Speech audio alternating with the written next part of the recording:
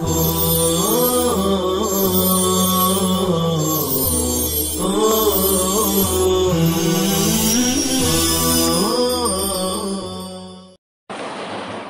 اللہ الرحمن الرحیم۔ السلام علیکم ورحمۃ اللہ وبرکاتہ۔ عزیز طلبہ کرام، گزشتہ مجلس میں ہم نے حضرت ابو ہریرہ رضی اللہ تعالیٰ عنہ اور ان کے قبیلے دوست سے متعلق بات کی تھی۔ آج کے حدیث میں اہل عرب سے دشمنی، حضور پاک علیہ السلام سے دشمنی رکھنا کے مرادف ہے، اس سے متعلق حدیث پاک پیش کی جا رہی ہے۔ حدیث پاک کے راوی حضرت سلمان رضی اللہ تعالیٰ عنہ فرماتے ہیں، وعن سلمان قال لی رسول اللہ صلی اللہ علیہ وسلم لا تبغضینی فتفارق دینک، قلت یا رسول اللہ کیف ابغضک وبک ہدان اللہ، قال تبغض العرب فتبغضنی، رواہ الترمذی وقالہ هذا حدیث حسن غریب۔ حضرت سلمان فارسی کہتے ہیں رضی اللہ تعالیٰ عنہ کہ ایک دن رسول کریم صلی اللہ علیہ وسلم مجھ سے فرمانے لگے کہ مجھ سے دشمنی نہ رکھنا ورنہ تم اپنے دین سے جدا ہو جاؤ گے۔ میں نے یہ سنا تو حیرت سے عرض کیا، بھلا یہ کیسے ہو سکتا ہے کہ میں آپ سے دشمنی کا تصور بھی کیسے رکھ سکتا ہوں؟ درحال ہے کہ آپ اللہ کے حبیب ہیں، اپنی پوری امت کے محبوب ہیں، اور آپ کے ذریعے ہی اللہ نے ہمیں اسلام کا اور اچھے کاموں کا سیدھا راستہ دکھایا۔ آپ صلی اللہ علیہ وسلم نے فرمایا، اگر تم عرب سے دشمنی رکھو گے تو گویا مجھ سے دشمنی رکھو گے۔ اس روایت کو ترمذی نے نقل کیا اور کہا کہ حدیث غریب ہے۔ اس حدیث پاک کے ذیل میں علماء نے لکھا ہے کہ آپ صلی اللہ علیہ وسلم کا مطلب یہ تھا کہ اگر تم عام طور پر تمام اہل عرب سے بغض، عداوت اور دشمنی رکھو گے تو چونکہ میں بھی عرب میں شامل ہوں، اس لیے مجھ سے بھی تمہارا دشمنی رکھنا لازم ہوگا۔ بس اسی اعتبار سے میں نے کہا کہ تم مجھ سے دشمنی نہ رکھنا۔ اس سے معلوم ہوا کہ اہل عرب سے بغض، عداوت رکھنا چونکہ سید الخلق علیہ السلام کے تئیں بغض، عداوت کا سبب بھی بعض صورتوں میں بن سکتا ہے، اس لیے اہل عرب کے تئیں بغض، عداوت رکھنے سے بہر صورت اجتناب کرنا چاہیے، بچنا چاہیے، تاکہ اتنی بڑی خرابی میں پڑنے کی نوبت نہ آئے۔ بظاہر یہ معلوم ہوتا ہے کہ حضرت سلمان فارسی رضی اللہ تعالیٰ عنہ چونکہ عجمی اور فارسی نسل تھے، اس لیے اس پرانی اور اصل وطنی نسبت کے تحت ان کی زبان سے کوئی ایسی بات نکل جایا کرتی ہوگی یا ان سے کوئی ایسی حرکت سرزد ہو جاتی ہوگی جس سے تمام عرب یا کچھ عرب کے تئیں حقارت یا بے ادبی کا اظہار ہوتا ہوگا، ورنہ جہاں تک حقیقی بغض اور عداوت رکھنے کا تعلق ہے تو حضرت سلمان رضی اللہ تعالیٰ عنہ کے بارے میں تصور نہیں کیا جا سکتا کہ وہ عرب کے تئیں اس طرح کے جذبات رکھتے ہوں گے۔ تاہم ان کی اس طرح کی بات یا حرکت چونکہ صورتاً بغض، عداوت ہی کی مظہر ہوتی تھی، اس لیے آپ صلی اللہ علیہ وسلم نے ان کو متنبہ فرمایا کہ اس بارے میں احتیاط رکھیں اور اپنی زبان یا اپنے عمل سے کسی ایسی بات کا ارتکاب نہ کریں جس سے حقیقتاً نہ صحیح صورتاً ہی عرب دشمنی کا اظہار ہوتا ہو، کیونکہ اگر اس کا سلسلہ حقیقتاً بغض، عداوت رکھنے تک کا پہنچ گیا تو یہ چیز مجھ سے بغض، عداوت رکھنے کے مرادف ہو جائے گی۔ یہ وہ معلومات ہیں بچوں جس کو مظاہر حق نے اور صاحب توضیحات نے اور دیگر عرب محدثین اور مورخین نے لکھا ہے۔ اللہ کے نبی صلی اللہ علیہ وسلم نے بہت اہم چیز کی طرف متوجہ فرمایا ہے۔ گرچہ حضرت سلمان فارسی رضی اللہ تعالیٰ عنہ سے نعوذ باللہ اس طرح کی کسی بھی چیز کا صدور ناممکن تھا، لیکن بہرحال انسان ہے، کبھی حالات ایسے ہوتے ہیں کہ زبان سے کوئی چیز نکل جاتی ہے۔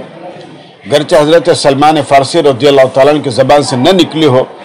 لیکن اللہ کے نبی صلی اللہ علیہ وسلم نے کچھ چیزیں دیکھ کر یہ بات ان سے ارشاد فرمائی ہو، ہم اس چیز کو ذہن میں رکھیں۔ اس کے بعد پھر آپ کے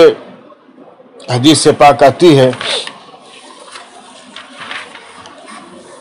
کہ اللہ کے نبی صلی اللہ علیہ وسلم نے جس کے ایک حدیث ذکر فرمائی جس کے راوی حضرت عثمان بن عفان ہے، اور حدیث کا مفہوم یہ ہے کہ اہل عرب سے فریب اور دغا اللہ کے نبی صلی اللہ علیہ وسلم کے شفاعت سے محرومی کا باعث ہے۔ حدیث ہے، حضرت عثمان غنی فرماتے ہیں رضی اللہ تعالیٰ عنہ کہ قال رسول اللہ صلی اللہ علیہ وسلم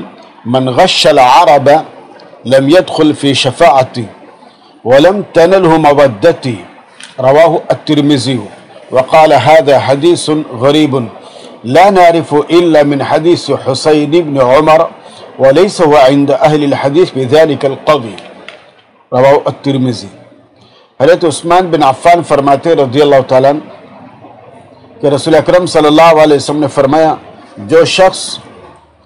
اہل عرب سے فریب اور دغا بازی کرے گا وہ میری شفاعت میں داخل نہیں ہوگا اور نہ اس کو میری دوستی کی سعادت حاصل ہوگی۔ اس روایت کو ترمذی نے نقل کیا اور کہا ہے کہ حدیث غریب ہے، اور اس روایت کو ہم حسین بن عمر کے علاوہ اور کسی ذریعے سے نہیں جانتے، اور محدثین کے نزدیک وہ ان حسین بن عمر اس درجے کے قوی نہیں ہیں۔ یہ ترمذی شریف کی روایت ہے۔ اس حدیث کے ذیل میں علماء لکھتے ہیں کہ غشن فریب اور دغا بازی کا مطلب ہے دھوکہ دینا، دل میں تو کچھ ہو مگر زبان سے کچھ اور کہنا، خیر خواہی نہ کرنا، کینہ رکھنا، اور کسی کو اس بات پر ابھارنا جس کے مفاد اور مصلحت کے خلاف ہو۔ شفاعت سے شفاعت صغرا یعنی خصوصی شفاعت مراد ہے، نہ کہ شفاعت کبرا جو بہرحال ہر ایک امتی کے لیے ہوگی۔ دوستی کی سعادت حاصل نہ ہونے سے یا تو یہ مراد تھی کہ اس شخص کو کبھی یہ مرتبہ حاصل نہیں ہو سکتا کہ میں اس کو اپنا دوست رکھوں، یا آپ کی مراد یہ تھی کہ اس شخص کو کبھی یہ سعادت حاصل نہیں ہو سکتی کہ مجھے اپنا دوست اور محبوب رکھے۔ بہرحال دونوں صورتوں میں مراد نفی کمال کی، اور وہ اس درجے کے قوی نہیں ہے۔ امام ترمذی کے ان الفاظ کا مطلب یہ ہوا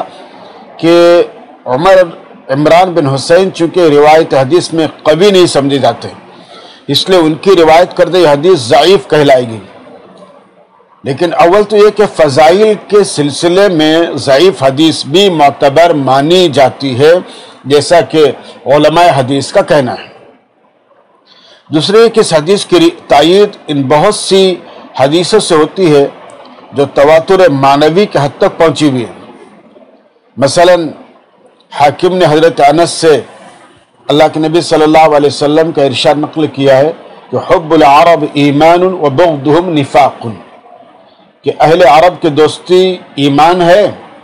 اور ان سے بغض نفاق ہے۔ طبرانی نے اوسط میں حضرت انس سے یہ روایت نقل کی ہے کہ حب قریش ایمان و بغضهم کفر وحب العرب ایمان و بغضهم کفر فمن احب العرب فقد احبنی ومن ابغض العرب فقد ابغضنی، کہ قریش سے دوستی رکھنا ایمان ہے اور ان سے بغض رکھنا کفر ہے، نیز عرب سے محبت رکھنا ایمان ہے اور عرب سے بغض رکھنا کفر ہے۔ اور جس نے عرب سے محبت رکھی اس نے در حقیقت مجھ سے محبت رکھی، اور جس نے عرب سے بغض رکھا اس نے در حقیقت مجھ سے بغض رکھا۔ اور طبرانی نے کبیر میں حضرت سہل بن سعد سے یہ روایت نقل کی حدیث کہ احب قریشا فانه من احبهم احبه اللہ، کہ قریش کو دوست رکھو کیونکہ جس نے قریش کو دوست رکھا اس کو اللہ دوست رکھے گا۔ تو بہرحال یہ مختلف احادیث تھی جو مختلف روات سے مروی ہے۔ ان تمام احادیث کا خلاصہ یہ ہے کہ عرب سے بہرحال محبت رکھنی چاہیے اور دوستی رکھنی چاہیے، اور بلا وجہ کہ ان سے بغض اور نفرت نہیں رکھنی چاہیے، جیسا کہ اللہ کے نبی صلی اللہ علیہ وسلم کے فرامین سے ثابت ہوتا ہے۔ آگے کی روایت ہے کہ ایک پیشن گوئی ہے جس کی راوی ام حریر تابعیہ ہیں، جو ایک صحابی حضرت طلحہ بن مالک کے آزاد کردہ باندی ہے، کہتی ہیں وعن ام الحریر مولا طلحة بن مالک قال سمعت مولاي يقول قال رسول اللہ صلی اللہ علیہ وسلم من اقتراب ساعت ہلاک العرب، کہتی ہے کہ میں نے اپنے آقا حضرت طلحہ کو یہ فرماتے ہوئے سنا کہ رسول اکرم صلی اللہ علیہ وسلم کا ارشاد گرامی ہے کہ قرب قیامت کی علامتوں میں سے ایک علامت اہل عرب کا ہلاک ہو جانا ہے۔ یہ ترمذی شریف کی روایت۔ اس حدیث پاک کے ذیل میں صاحب مظاہر اور صاحب توضیحات لکھتے ہیں کہ اہل عرب سے مراد یا تو مسلمان عرب ہیں یا جن سے عرب، یعنی تمام عرب خواہ مسلمان ہو یا غیر مسلم۔ بہرحال مطلب یہ کہ جب اہل عرب اس دنیا سے اڑ جائیں تو سمجھ لو کہ قیامت آیا چاہتی ہے۔ اس حدیث میں اس طرح اشارہ ہے کہ عرب کو قیادت و سیادت کا مقام حاصل ہے، تمام غیر عرب ان کے تابع ہیں۔ واضح رہے کہ جب قیامت آئے گی تو اس وقت صرف بدکار برے لوگ ہی اس دنیا میں ہوں گے، کوئی بھی کلمہ گو نہ توحید و رسالت پر ایمان رکھنے والا، اعتقاد رکھنے والا موجود نہیں ہوگا۔ یہ حدیث پاک سے کے مطلب سے متعلق روایت میں بات فرمائی۔ اور آگے حدیث حضرت ابو ہریرہ رضی اللہ تعالیٰ عنہ کی فرماتے ہیں کہ قال رسول اللہ صلی اللہ علیہ وسلم الملک فی قریش والقضاء فی الانصار والأذان في الحبشة والأمانة في الأزد يعني اليمن، وفي رواية موقوفا رواه الترمذي وقال هذا أصح۔ حضرت ابو ہریرہ فرماتے ہیں رضی اللہ تعالیٰ عنہ کہ رسول اکرم صلی اللہ علیہ وسلم نے فرمایا کہ خلافت و بادشاہی قریش میں ہے، قضاء انصار میں، اذان حبشیوں میں، اور امانت ازد یعنی ازد شنوا میں ہے جو یمن کا ایک قبیلہ ہے، یا ایک ازد سے آپ صلی اللہ علیہ وسلم کی مراد تمام اہل یمن تھے۔ ایک روایت میں حدیث حضرت ابو ہریرہ کی موقوف حدیث کے طور پر منقول ہے، اور ترمذی نے جو اس روایت کے عاقل ہیں کہتے یہی بات زیادہ صحیح ہے، یعنی کہ سند کے اعتبار سے وہ روایت زیادہ صحیح ہے جو حدیث سے موقوف کے طور پر نقل ہوئی ہے۔ حدیث پاک کے ذیل میں علماء نے لکھا ہے کہ قضاء سے مراد نقابت ہے، اور نقابت کے معنی ہے نقیب بننا، یعنی نگران حال، خبر رکھنے والا۔ نبی کریم صلی اللہ علیہ وسلم نے لیلۃ العقبہ میں انصار کی ہر شاخ اور قبیلے کے ایک نقیب مقرر کیا تھا، جس کا کام یہ تھا کہ وہ اپنے قبیلے میں اسلام کی تبلیغ اور اشاعت کرے، لوگوں کو سمجھا بجھا کر اسلام کی طرف مائل کرے، اور جو لوگ مسلمان ہو جائیں ان کے حالات اور معاملات کا نگران رہے۔ چنانچہ ان نقیبوں نے اپنے فرائض منصبی کو نہایت خوش اسلوبی، ہوشیاری اور پوری تندہی کے ساتھ انجام دیا، اور دربار رسالت سے تعریف و تحسین کے مستحق قرار پائے۔ بعض حضرات نے لکھا ہے کہ اس ارشاد گرامی میں قضاء کا لفظ اپنے معروف معنی ہی میں استعمال ہوا ہے، اور اس کی دلیل یہ ہے کہ اللہ کے نبی صلی اللہ علیہ وسلم نے حضرت معاذ رضی اللہ تعالیٰ عنہ کو، جو جلیل القدر انصاری صحابی ہیں، یمن کا قاضی بنا کر بھیجا تھا۔ یہ قول زیادہ واضح اور زیادہ قرین قیاس ہے۔ اذان حبشیوں میں، اس کا مطلب یہ تھا کہ اذان دینے کی خدمت حبشی لوگ زیادہ عمدگی اور زیادہ موضوعیت کے ساتھ انجام دیتے ہیں۔ آپ علیہ السلام نے یہ بات حضرت بلال رضی اللہ تعالیٰ عنہ کو سامنے رکھ کر فرمائی، جو آپ کے مؤذنوں کے سردار تھے اور وہ حبشی تھے۔ امانت ازد میں، ازد کے لفظ سے کیا مراد، اس بارے میں دو قول ہیں۔ ایک تو یہ کہ سے یمن کا وہ مشہور قبیلہ مراد ہے جسے ازد شنوا کہا جاتا ہے۔ اور ارشاد گرامی کا مطلب یہ ہے کہ امانت کی ذمہ داری نہایت اطمینان بخش طور پر قبیلہ ازد شنوا کے یمنی لوگ انجام دیتے ہیں۔ اور دوسرا قول اس راوی کا ہے کہ جنہوں نے روایت میں یعنی الیمن کے الفاظ کے اضافہ کر کے یہ بتایا کہ ازد سے یمن کا صرف ایک قبیلہ ازد شنوا مراد نہیں ہے، بلکہ بالعموم تمام اہل یمن مراد ہیں، جیسا کہ ایک روایت میں اہل یمن کے بارے میں عمومی طور پر فرمایا گیا ہے کہ وہ رقیق القلب ہیں، اہل یمن اہل امن اور اہل ایمان ہیں۔ بہرحال حدیث پاک کا مجموعہ یہ ہے اور حاصل یہ کہ اس سے مناسب یعنی قضاء یا نقابت، مؤذنی اور امانت کے لیے افراد کا انتخاب کرتے وقت مذکورہ قبائل کے لوگوں کو ترجیح دینی چاہیے، کیونکہ ان قبائل کے لوگوں میں ان مناسب کی ذمہ داری خدمت انجام دینے کی مخصوص صلاحیت اور اس سلسلے میں ان کو ایک خاص نسبت حاصل ہوتی ہے۔ یہ چند احادیث تھے ان سے متعلق، اور اس کے بعد پھر آپ کے انشاءاللہ ہم اس سلسلے میں مزید حدیث انشاءاللہ پیش کرنے کی کوشش کریں گے۔ البتہ احادیث اور بھی مزید ہے، ایک حدیث ہم اس سلسلے میں اس باب کی پیش کریں گے، عربوں سے محبت سے متعلق۔ حضرت ابن عباس رضی اللہ تعالیٰ عنہ کی روایت فرماتے ہیں وعن ابن عباس قال قال رسول اللہ صلی اللہ علیہ وسلم احب العرب لثلاث لأني عربی والقرآن عربی وكلام اہل الجنة عربی رواہ البیہقی فی شعب الایمان۔ حضرت ابن عباس رضی اللہ تعالیٰ عنہ فرماتے ہیں کہ رسول اکرم صلی اللہ علیہ وسلم نے فرمایا 3 اسباب کی بنا پر تمہیں عرب سے محبت رکھنی چاہیے۔ ایک تو اس وجہ سے کہ میں عرب میں سے ہوں، اور ظاہر ہے کہ جو چیز حبیب کی طرح منسوب ہوتی ہے اس کو محبوب ہونا چاہیے۔ دوسرے اس وجہ سے کہ قرآن عربی زبان میں ہے، یعنی قرآن کریم اس زبان میں اترا جو عرب کی زبان ہے، اور ان کی زبان و لغت ہی کے ذریعے اس کی فصاحت اور بلاغت جانی جاتی ہے۔ اور تیسرے اس وجہ سے کہ جنتیوں کی زبان عربی ہے۔ اس روایت کو بیہقی نے شعب الایمان میں نقل کیا ہے۔ اس حدیث پاک کے ذیل میں بھی علماء نے لکھا ہے کہ جنتیوں کی زبان عربی ہے، اس سے یہ بات مفہوم ہوتی ہے کہ دوزخیوں کی زبان عربی نہیں ہوگی۔ بہرحال حدیث کا حاصل یہ ہے کہ عرب اور اہل عرب کو دنیا اور آخرت دونوں جگہ فضیلت اور برتری حاصل ہے۔ نیز اس حدیث میں محبت کرنے کے صرف وہ 3 اسباب بیان کیے گئے ہیں جو اس بارے میں نہایت اعلیٰ ہیں، ورنہ ان کے علاوہ اور بھی اسباب وجوہ ہیں جن کے بنا پر عرب اور اہل عرب سے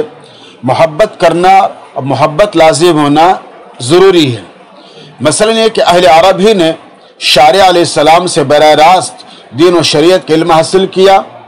اور پھر اسی علم کو ہم تک پہنچایا۔ انہوں نے آپ صلی اللہ علیہ وسلم کے اقوال، افعال، عادات اور معجزات کو منضبط اور محفوظ کیا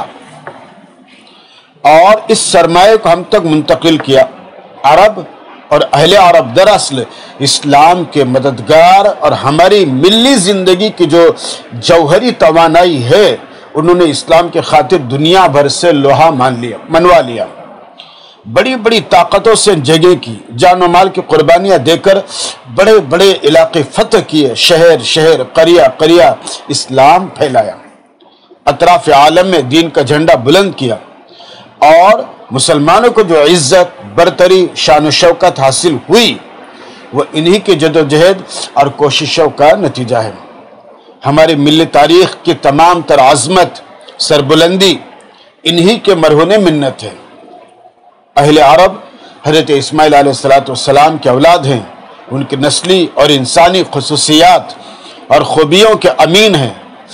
اور نہ صرف ایک ان کی زبان اہل جنت کی زبان ہوں گی بلکہ قبر میں بھی منکر نکیر کا سوال بھی انہی کی زبان میں ہوگا، اور انہی اسباب کی بنا پر یہ کہا گیا ہے کہ عرب سے محبت کرنا، عربی زبان سے محبت کرنا، عرب سے محبت کرنا ہے۔ اللہ تعالی ہم تمام کو عربی زبان کی محبت نصیب فرمائے اور صحابہ کرام کی اور عرب کی محبت نصیب فرمائے کہ ہم اللہ کے جناب میں سرخرو ہوں، خوش ہوں، اور اللہ ہم سے خوش ہوں، اور اللہ اپنی جنت میں ہمیں خوش داخل کرے۔ السلام علیکم ورحمۃ اللہ وبرکاتہ۔